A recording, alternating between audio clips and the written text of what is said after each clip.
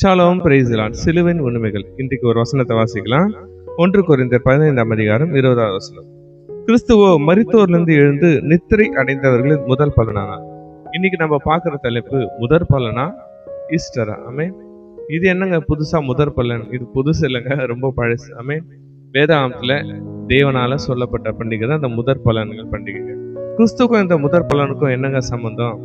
பழைய ஏற்பாட்டுல பஸ்கா பண்டிகை அப்புறமா புளிப்பில்லா பண்டிகை, புளிப்பில்லாப்ப பண்டிகை அப்புறமா தான் இந்த முதற் பலன் பண்டிகைங்க. இந்த முதற் பலன் பண்டிகை என்னன்னா, இந்த பூமியில விளையிற விளைச்சல்களை தேவனுக்கு முன்பாக அர்ப்பணிப்பாங்க. அது ஒரு அசைவாட்டும் பலியாக இது அனுசரிக்கப்படுது. அப்ப இதுக்கும் கிறிஸ்துவுக்கும் என்னங்க சம்பந்தம்? இந்த பைபிள்ல சொல்லப்பட்ட 7 பண்டிகைகளுக்கும் மையமே கிறிஸ்து தாங்க. பஸ்கா ஆட்டுக்குட்டி எப்படி அடிக்கப்பட்டதோ அதே போலதான் இயேசு கிறிஸ்து அடிக்கப்பட்டாருங்க.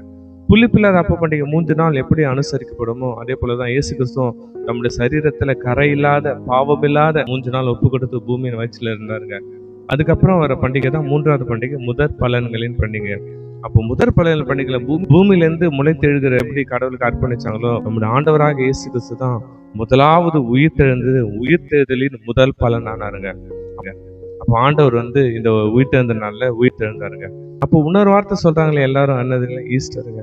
ஈஸ்டர்னா என்ன தெரியுமாங்க? ஒரு பெண் தேவதையுடைய பெயருங்க, ஒரு பெண் கடவுளுடைய பெயருங்க. அந்த பெயரை தான் உலகம் முழுவதும் 8ஆம் நூற்றாண்டுல இருந்து பின்பற்றி அதை தான் உலகம் முழுவதும் சொல்லிட்டு வராங்க.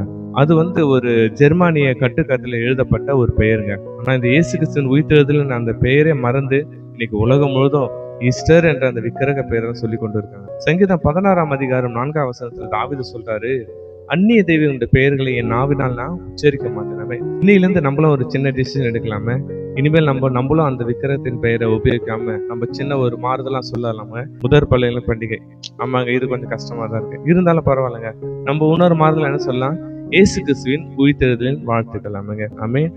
ஏன் சொல்றேன்னா, நம்ம கர்த்தருக்காக வைராக்கியமா இருந்தால் கர்த்தர் நமக்காக வைராக்கியமா ஏதாவது செய்வாருங்க. ஆமென். இனிமேல் நம்ம சொல்ற வாழ்த்துக்கள் இனிய கிறிஸ்துவின் உயிர்த்தெழுதல் நல்வாழ்த்துக்கள் சொல்லுங்க, இல்லைன்னா ஹாப்பி ரிசரக்ஷன் டேன்னு சொல்லுங்க.